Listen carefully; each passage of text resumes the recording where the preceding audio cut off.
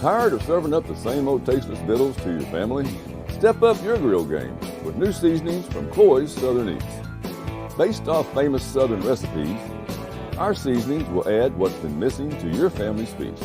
Add it to steak, chicken, shrimp, you name it. Serving up these fixings is going to make you the hero at home. So head on over to coyssoutherneats.com and order yours today. Come get you some.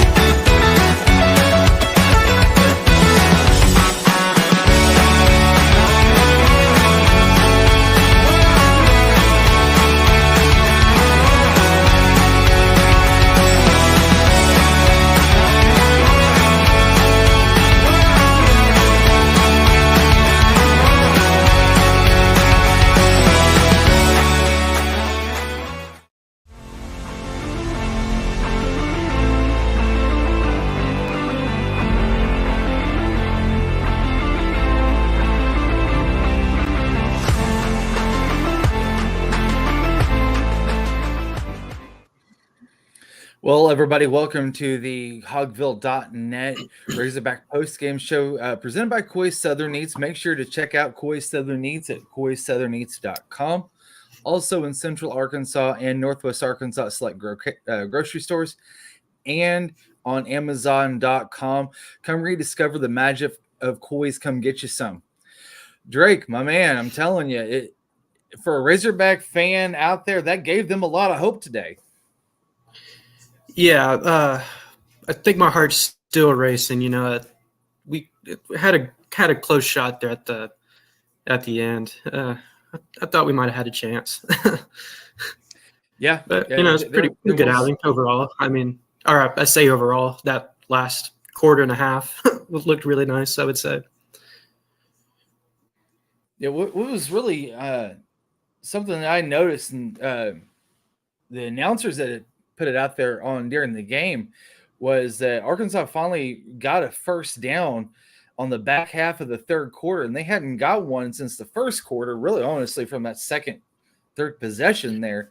And one of the things that, you know, I didn't think, as the way Arkansas is built right now, I didn't think that they could overcome attrition like that throughout the game by not, you know, getting first downs through that second and first part of the third quarter, where they're, you know, the offense is stagnant and they weren't moving the ball and they were getting stuffed at every turn that they made, it seemed like. But they were almost able to overcome that at Alabama, of all things. Yeah, it's been interesting to kind of see how the second half, you know, even the last few weeks, they've looked a lot better. I mean, in the second half, again, it's like the first half. It's like we can't get anything going. You know, today we started off with a 3-and-out, then I think 2 back-to-back field goals, then I think it went like 4 punts and then half, and then and then, you know, the second half, I think finally we crossed the 50, you know, with 5 minutes left in the third, and then we scored. Yeah.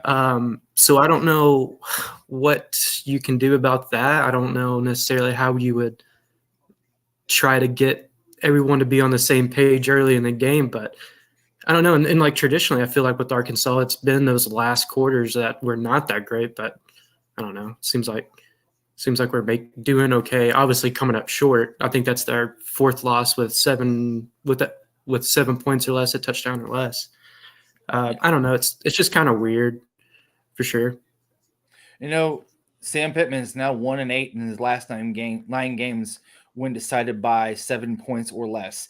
You talked about finishing. You talked about finishing all week, and yet they finished, but not all. They didn't quite get to the finish line, and I honestly saw the offensive staff make some adjustments at halftime, and I felt like Dan Enos, and I know that everybody's been hot on that guy's tail now for quite a while with the play calling. Even the announcers were on his tail about it. But I felt like some of the calls that he was making in the third quarter set up some plays for the fourth quarter outside of KJ Jefferson deciding to become Superman and try to put everybody on his back and literally will the Razorbacks to a victory today. Yeah, for sure. Kind of like what you're saying about, Coach Enos, that second half, I will say, it seemed like the play calling was, quite a bit better. Even, versus the rest of the season, I would say the quality was a lot better. And then kind of like what you're saying, KJ kind of put the team on his back. There's that one play where he literally, peeled off the Alabama defender and then threw it to Varkey's Gum in the flats, and then he ran it for 10, 15 yards, whatever it was. I don't know. It kind of gives you a little hope about, this next few games we're looking at, the rest of the season, which, what kind of to me looks like an easier games the rest of the season. So maybe that gives, the rest of the Razorback fans out there a little bit of glimmer of hope to, maybe win out the rest of our games or their games. So you want to see the Razorback unit as a whole become more consistent, and I think that they're starting to kind of catch that stride a little bit, not only on the offensive side but the defensive side and with the penalties. Today, Arkansas had 2 penalties for 13 yards. Alabama had 5 for 45 yards.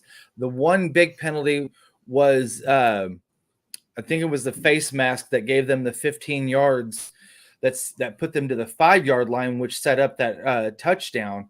And then, the face mask that it was a third and long, and they had give Arkansas a first down, which ultimately led to them getting the score. And Alabama came in averaging 7 penalties a game. They almost hit that mark at 5.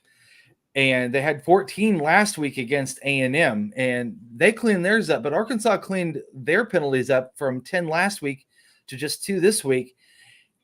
And it was refreshing to finally see Arkansas kind of catch a break on the penalty side, where it was something that aided them into a score finally, because until this week, really hadn't seen that. Yeah, and like halfway through the game, I was kind of like, man, I don't think anybody's had a penalty yet, or if it was just one. And that's kind of been part of the Arkansas offense issues. I can't remember how many penalties it was against BYU, something ridiculous like 13 or 14, something like that. I think there was 14. And to go 14, okay. And then we've had a couple other games, we had 10 or more penalties. So I would say for Arkansas to go down to, Tuscaloosa, go in there and play, a pretty good, clean game like that. I'm not going to say that there wasn't missed assignments, but to go for them to, to come down on the amount of penalties they're getting each game is, I think that's, it's great for them. Still a lot of stuff to clean up. But, just to get it down from where we were from BYU till now, it's pretty cool. And I think Alabama's a lot better team than BYU will ever be. So, good on those guys. This is what it shows me. It shows me, one, that the guys haven't dropped the rope. They haven't lost the faith in the system or the staff. I know that when you go through a 4, now 5-game losing streak, the first thing that you say is, okay, whose head are we wanting to axe off first? That's not going to happen. I'm going to tell you right now, not from a Razorback fan perspective, and not even from a media perspective, but from a outside perspective looking in, that's not going to happen. One, if you get rid of Sam, you lose your defensive staff. That's not going to happen because here's the deal. The strides that this defensive staff has made from last year to this year is astounding. Hunter Yurchek's a smart guy. It's not going to happen. So, folks, get past that fact. Second, Dan Enos is really, if you think about it, and I know that Otis brought this up last week, it took Dan Enos 6-7 games for that offense to click. Even with a Brandon Allen and an experienced line that had 3 to 4 guys that go to the NFL, it still took some time.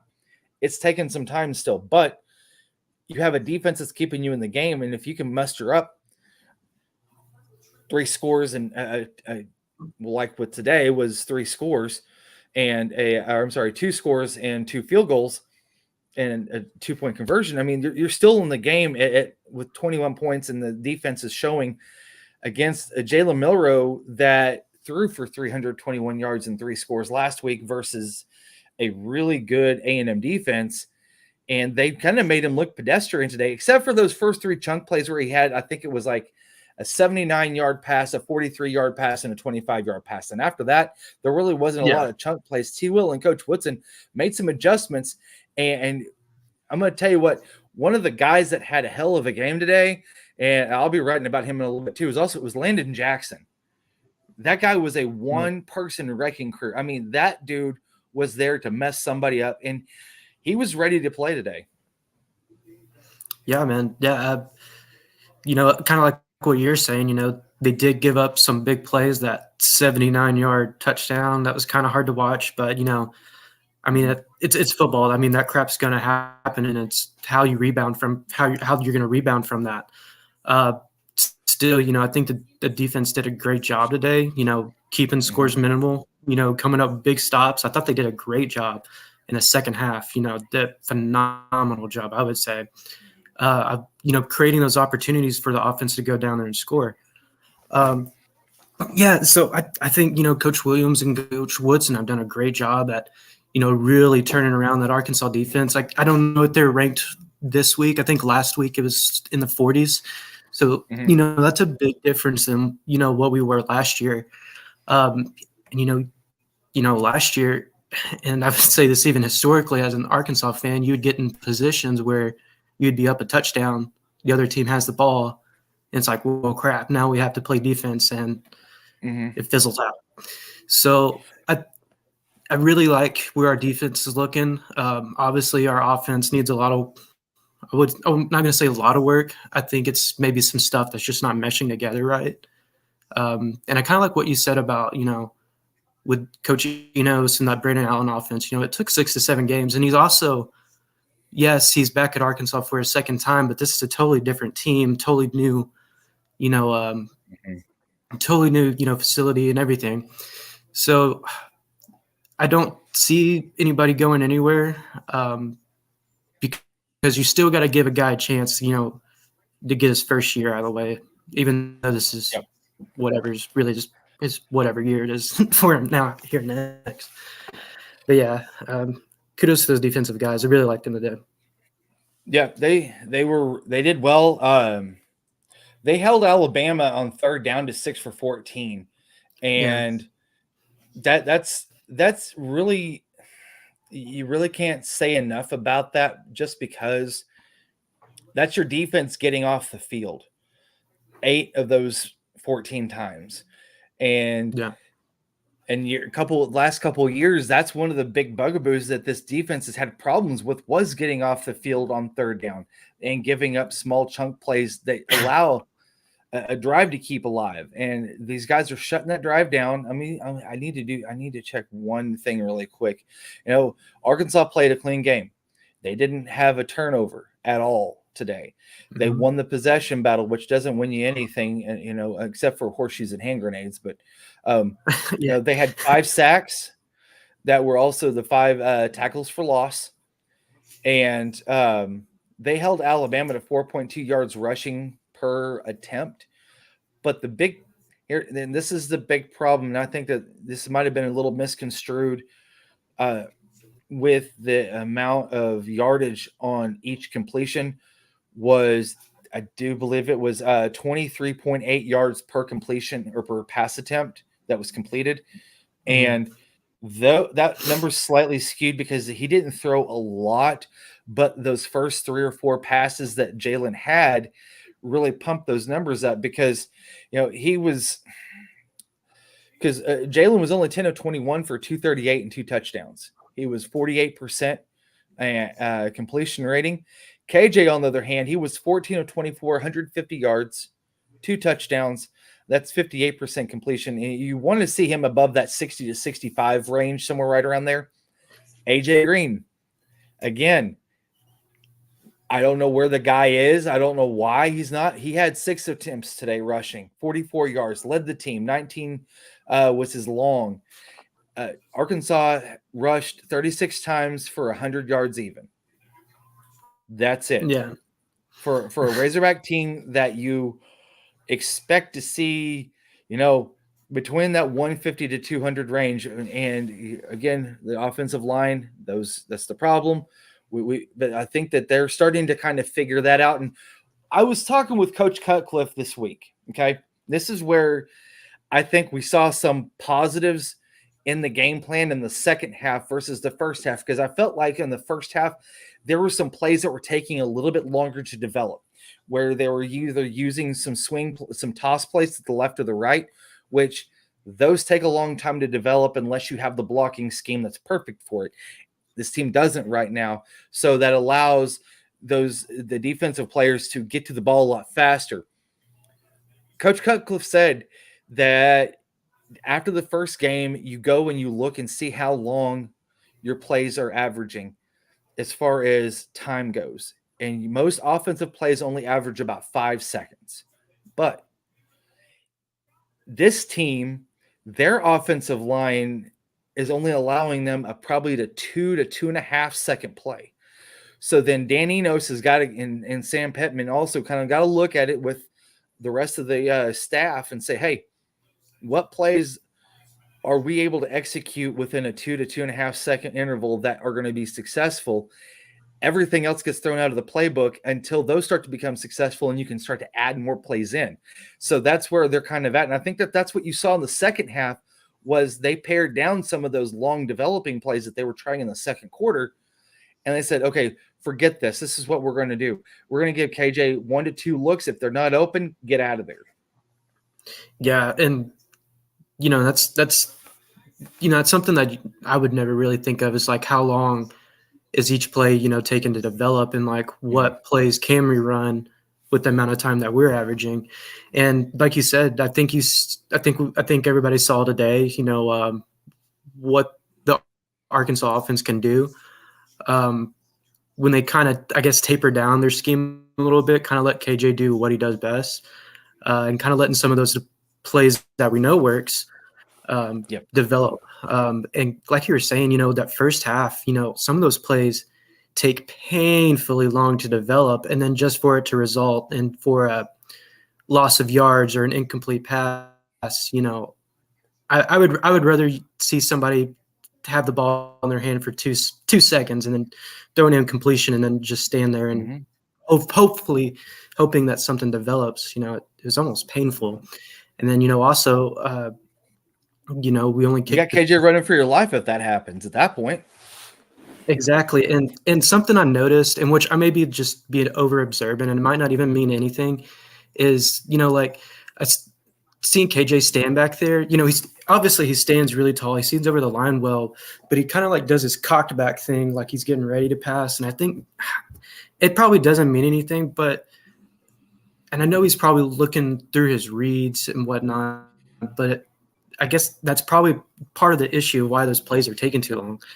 That was kind of just, one of the observations I made today, but like I said, it might not mean anything. Some of that also is him going through his progressions and being on the ready, and then also kind of looking defenders off, because if he's got his eyes set on the middle third of the field, but he's wanting to throw to like maybe the left or the right third of the field. He wants to keep it cocked back so that way it looks like he's going to go to the middle third and then make a quick adjustment and then go to the actual destination that he's wanting to go to. So that might be something that him and Enos have talked about. And I know that he's done that throughout his career here at Arkansas. He has had that cocked back look. And then whenever he's ready to go, then he lets it rip. So that could, like you said, that is a good observation because he's trying to, that's what he's trying to do too. He's also trying to look the defense off, and that's where that kind of comes from. I do want to add though, with Landon Jackson today he was a one-man wrecking crew. They ended up having to switch offensive tackles because of him. And when you have a defensive end that takes a Alabama tackle out of the game, that's saying something. That means that guy is out there and he is producing, and he did that today. Yeah, he looked like a madman out there. And, that's something, if I was Landon Jackson, that's something I would write on my resume, took out Alabama tackle. That's something I put on there. And he did a phenomenal job. He was obviously, the better, defensive lineman out there. I think they all did a pretty good job, especially missing some key players like Poop Paul and, Cam Ball out there today. I think, those guys that came in, like Antonio Greer filling in for Pooh, and then was it John Jeffcoat that was kind of filling in for Cam Ball, maybe. I can't remember. Maybe they shifted the line around. But regardless, just seeing those guys come in and be able to play, pretty well. That I don't know. It makes you feel pretty good about the remaining of the season. Even though we dropped 5 in a row, I think we still got a good defense that might possibly could win out the rest of the games. Still, there's a lot of what ifs in there. But yeah, I think if you can go into Alabama and hold them at 24 points when you were down 19 at one point or whatever it was, that's pretty impressive to me. So Sam Pittman, he's on the podium right now. We're recording that. So once him and the players are over with, we'll get that turned around and put on the Hogville YouTube channel for us, and you guys can watch that. So kind of like what you were talking about, they were missing Cam Ball, they were missing Jalen Braxton, they were missing Poop Hall. They were. I know that Nunu McLaughlin was out there. He ended up, he was out. You were missing Rocket Sanders, and the defense didn't miss a beat today. They really didn't, other than a couple of busted coverages. You had looked like Hudson Clark had responsibility on that first busted play that went for 79 yards. It looked like he went up to the flat. Looked like he was supposed to take responsibility of that guy. And then the safety didn't roll over and go with him. He jumped on the inside route, which sprung that guy free. Saw that happen once or twice. You saw there was a couple of times where you had some guys that were deep that were running, if not free, pretty close to free. But they really weren't a lot of them that were out there today that just really kind of stuck out to me.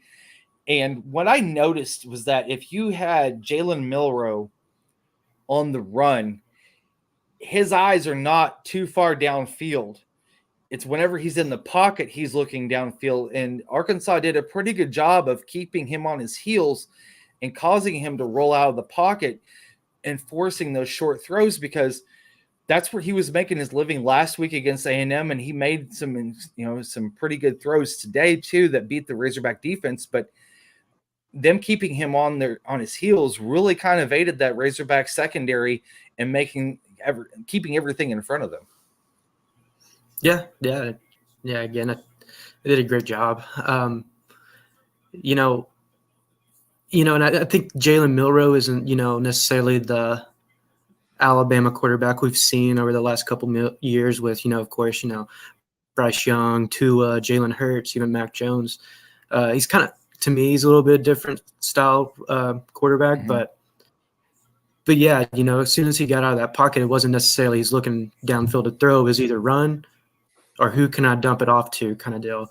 And again, Landon Jackson today was all over it. I think those guys did a great job of, forcing pressure, getting some good pressure on Jalen Milroe and, making him make hard throws or make contested throws. They did a great job at that today. And, like they said, they had a couple of busted plays, but, even the secondary, I thought, looked pretty decent. I didn't think they were the worst.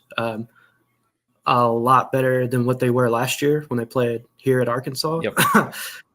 But and again, I think that's a good job of those guys just being able to go down into Alabama and hold them to 24 points on their home turf. So that's that's pretty cool to me. So KJ, he had 14 rush attempts. He's got it on here on total 26 yards. Long was 23, but that's also sack adjusted, and they sacked him 4 times for 38 yards. So when you put that all together, that's 14 carries for 64 yards. And that was one of the keys because KJ was able to slip out into that second level pretty quickly because it seemed like the defense understood, or the offensive line understood that they're going to be coming pretty hard and fast. So they were letting, whenever it was more of a designed run for him, they were just letting him come right on through, right on past him take a couple of steps up and then slide into that second level really quickly. And that worked out pretty well. I mean, it kept the defense really kind of off balance, and that was what was great. So let's go ahead and I don't like to beat a dead horse. I've said that many a time. We're not going to beat that dead horse anymore. We're on to Mississippi State. You've got homecoming, first home game in 4 weeks again, and 11 a.m. kick, and at home, which is no place like home, man. And so we'll be there and ready to rock. I think that Mississippi State is going to catch a Razorback team that is extremely hungry for a win, and there is a great opportunity for that next week. Yeah, and I think right now, I think Mississippi State is 3-3, 0-3 in SEC play. And I'm not saying this to be mean or anything, but just like that's we need to beat that. That's one of the teams we need to beat because we don't want to be at the bottom of the the SEC standings at the end of the year. So I think that's going to be a pretty big matchup for this Arkansas unit. Obviously, it is if you're 2-5 now. I think hopefully this Arkansas team will come back next weekend and just humble Mississippi State. Will that happen? I don't know. Still quite a bit of stuff to clean up, but I think Arkansas's defense is a whole lot better than that Mississippi State offense. So hopefully hopefully the offense can come out there next Saturday and kind of do what they did, late today in this, late third quarter, fourth quarter play. And if that's the case, maybe they can win big. Still a lot of variables there that are unknown. But I think they can win next weekend. No doubt. I think they can. So alluding to your point with the Razorback defense versus that Zach Arnett offense and Will Rogers, it is a bad matchup. A lot of these games are based purely on matchups, not the Jimmies and the Joes, but more X's and O's. And I know that it's the reverse usually in college football because there's a lot of disparity between talent from one team to another, but with the SEC there usually is a lot more parity. This matchup for Mississippi State coming into Arkansas next week, it's a really bad matchup for them. And being able to keep the quarterback contained, which is what KJ does best, which is get out of the pocket and create yards on his own, that sets up really not very well for Mississippi State. They did a really good job containing Jalen Milroe 2 weeks ago. And I watched the majority of that Alabama-Mississippi State game, and they had him contained pretty much for the first half, and then the second half, their talent just kind of took over. But I felt like Nick Saban and Tommy Rees were really wanting to concentrate on Jalen getting the ball downfield.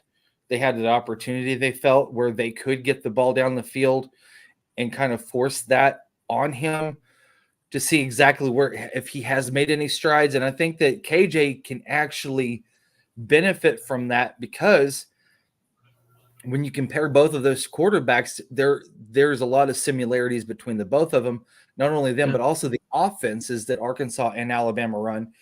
And I think that, Sam and the offensive staff are going to go and look at the second half of that Alabama game versus Mississippi State, and they're going to say, okay, what did they do right here? And what can we do also to be able to capitalize on that? And I think that's where you're going to see Arkansas really come out of the gates and really try to put their foot on the Bulldog neck next week. Yeah. Hopefully they do. In the last couple, even last week, it was like our first couple of drives, got some points on the board, and then just fizzled out until, middle of the third quarter. So I hope sorry, I'm watching TCU and just saw Kendall Browse. Sorry. I hope that when they do it again this week, because I really think they will get a good start. I just hope they do put their foot on the gas, and don't let up until the very fourth quarter. I think that will probably, be a big part of like how much they win by, and if they win. Because I think defense is going to do their thing regardless. I think they're going to get some good stops, maybe create some turnovers. It's just, it's going to rely a lot on the offense and how they respond, I guess, for the most part. One of the big positives, though, today from what I kind of took was the defense didn't give the offense opportunities for short field. And even though Arkansas went almost an entire quarter and a half without marching the ball down the field, they still were in the game because of that defense. And that's where I think that the calling card is going to be from here on out, is that you're going to have to really shorten the game from the offensive perspective so that the defense can do what they're doing, which is shutting most of that offense down. So that's where I want to – I think that Sam is trying to get to that point. And next week is that great time, because now after Mississippi State, you have a bye week. That's huge. Mm-hmm. And then after the bye week, then you've got then you go to Florida. After Florida, then you have Auburn, then Florida International, and then the final game of the season versus Missouri. But real quick update as well. Hold on just one. I'm sorry. Yeah, one second here. There is one final so far that is in the books other than the Arkansas-Alabama game. That's Georgia-Florida, or Georgia-Vanderbilt, sorry. Georgia, I can't believe it, but, Vanderbilt got a score on that Georgia defense. But Georgia does win 37-20. You got Florida and South Carolina that are hooking up right now, and then Tennessee and Texas A&M that are currently. Then tonight you've got, I think, the biggest game of the evening, which is Auburn LSU. I'm very intrigued by that. I'm going to be tuning in because, again, you saw how Arkansas played LSU on the road. You got Auburn on the road, and then you have Auburn coming here in a couple of weeks. So I want to see how Hugh Freeze's offense has started to improve. If they are, they have a really good defense, but that offense has been a little atrocious. Yeah, it'd be something interesting to see, and even to look out for as we go further into the season. I think we will probably we have a good chance. I'm not going to say we will, or probably. I think we have a good chance of beating Mississippi State. Florida, they are kind of wishy-washy. I think we could maybe beat them. And then Auburn, kind of like what you're saying, having a good defense, but they kind of having, similar problems even almost to Arkansas. They have a good defense, the offense, mediocre maybe. And that's a home matchup. That could be potentially, 3 wins right there. Hopefully we can. I think that's kind of where we're at. I mean, obviously, I think at this point in the season, we're fighting. We're fighting for 6. A bowl game. Whatever that bowl game is. I'm trying to think of some silly bowl, but I can't. Right off the head, Sarsaparilla Bowl maybe or something crazy. But yeah, at this point, I think the Pop-Tart Bowl. There's no affiliation with it, but there is the Pop-Tart Bowl now. It took the place of the Cheez-It Bowl. That's one of the crazier ones, but. There is no affiliation with the SEC through that one.